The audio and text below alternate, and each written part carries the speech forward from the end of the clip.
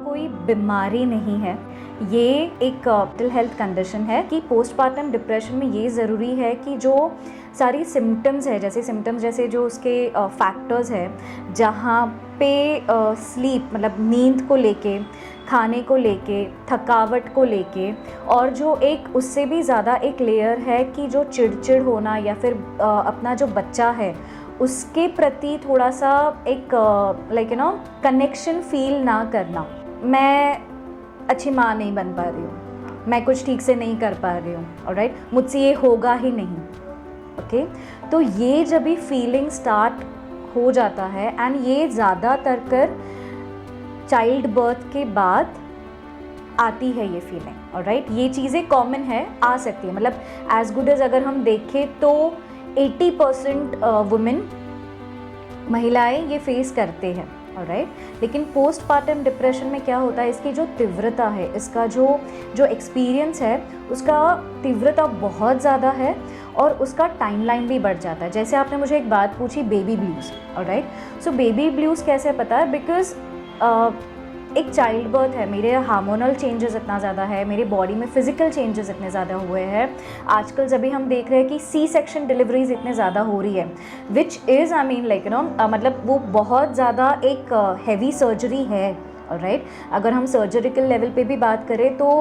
एक माँ बहुत हैवी ड्यूटी मेडिकल उस पे से पूरा गुजर रहे हैं, तो उसके बाद जो चेंजेस होते हैं बॉडी में, हार्मोनल लेवल पे बोलो, बायोलॉजिकल लेवल पे बोलो, तो वहाँ पे थोड़े से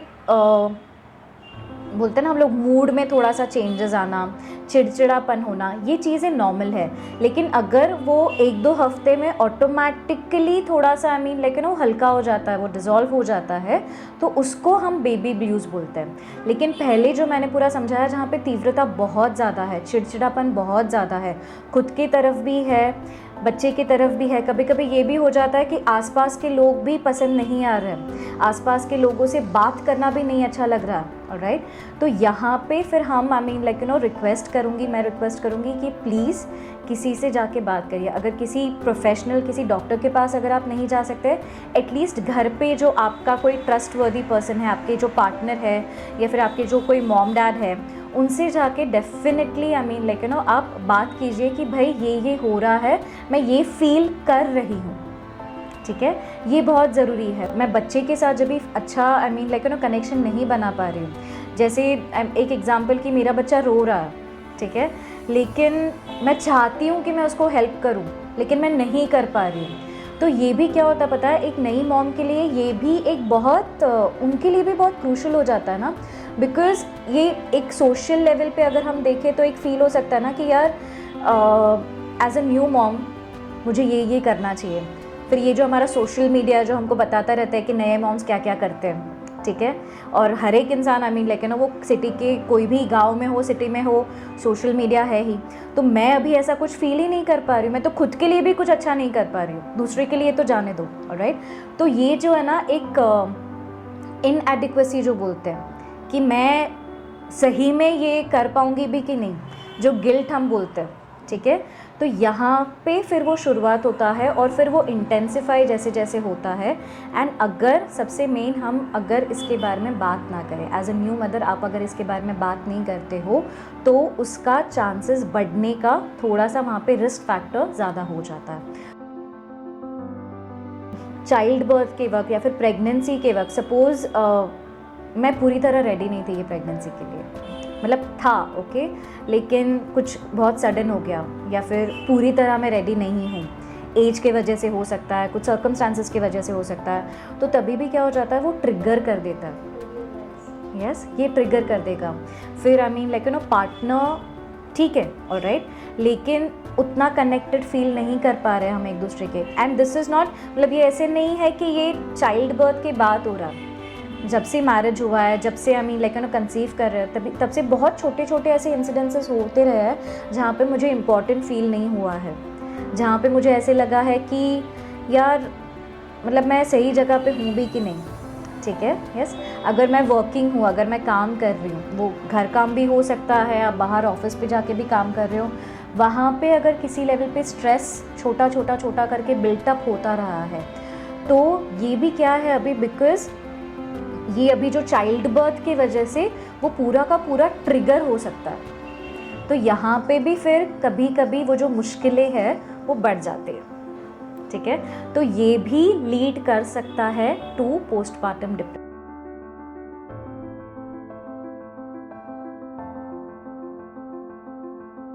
मुझे माँ बनना है, मुझे वो रोल करना है, निभाना है, लेकिन अभी मैं देख रही हूँ कि यार अभी just newly I mean as a new mom मैं नहीं कर पा रही हूँ,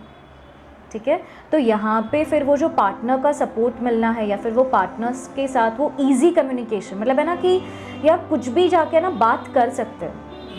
एक वो वाला माहौल बना रहे घर पे, राइट, पार्टनर के साथ, दूसरे फैमिली मेम्बर्स के साथ, कि बात हो सकता है। देयर इज़ अ, हम लोग एक बोलते हैं ना हम लोग कि there is a space for conversation, मतलब एक खाली है जगह, ओके, जहाँ पे जाके हम बात कर सकते हैं। ये नहीं सोचा जाएगा कि आप क्यों ऐसे बोल रहे हो, आप ही क्यों ऐसे फील कर रहे हो, ये तो बस आपको ही होता है, ठीक है, हमने तो कुछ ऐसा फील नहीं किया था। लेकिन वहाँ पे फिर एक रिस्पेक्ट भी दे देता ना इंसान को, यार अगर वो बोल रहा है तो कुछ है भी उसमें, I mean like you know there is some importance and इसमें कुछ I mean like you know कुछ रहेगा, तभी वो आके बात कर रहे हैं, ठीक है। तो उसको एकदम I mean like you know as a family member एकदम झुठला देना, या फिर ओके फाइन हमने तो कभी एक्सपीरियंस किया ही नहीं है, आप तो ये कुछ नया ही लेके आ गए हो, ठीक है। बिकॉज ये पहले के ज़माने में अगर हमारे जॉइंट फैमिलीज़ देखे, अगर हमारा सेटअप देखे, ठीक है, वो बहुत अलग था, एंड कुछ कुछ रिचुअल्स भी थी जो चीज़ें संभाल लेती थी।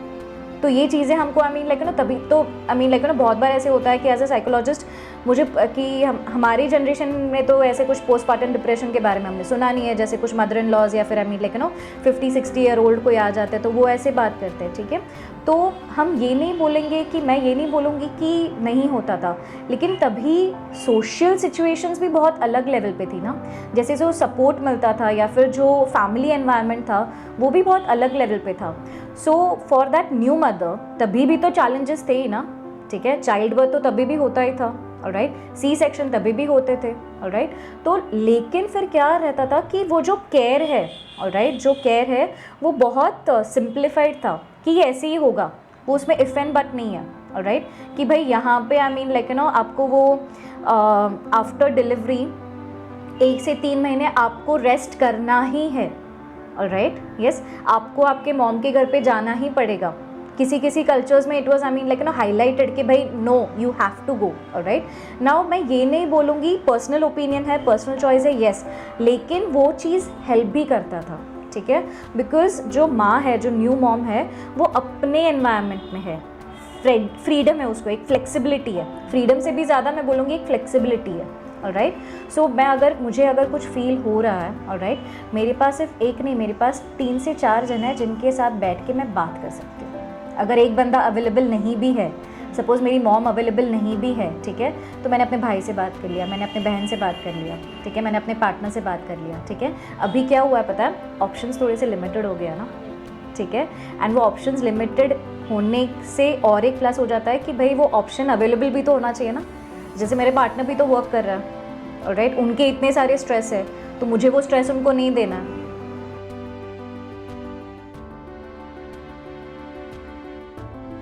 हुआ है कि बच्चों का जो स्पीच डेवलपमेंट है, स्पीच रिलेटेड, लैंग्वेज रिलेटेड जो डेवलपमेंट है वो थोड़ा सा स्लो होता है या फिर उसमें दिक्कतें आना शुरू हो जाती है, ठीक है। एंड दूसरा ये है कि इमोशन, बिकॉज जो वो 5-6 महीने है जहाँ पे द प्राइमरी केयर गिवर, जो यूजुअली हम बोलते हैं कि एज अ मदर को ही हम देखते हैं as a primary care giver, अगर वो नहीं है तो मेरा जो सारा बॉन्डिंग है, इमोशनल बॉन्डिंग है, ठीक है, वो बच्चे के लिए भी वहाँ पे पूरा ब्लैंक है ना, एक ब्लैंक स्पेस है, ठीक है, वहाँ पे पूरा खाली है, ठीक है। तो वो बच्चे का emotional regulation, alright, emotional management affect होता है अगर ये चीज़ के बारे में हम बिल्कुल भी हेल्प नहीं लेते, बिल्कुल भी बात नहीं करते।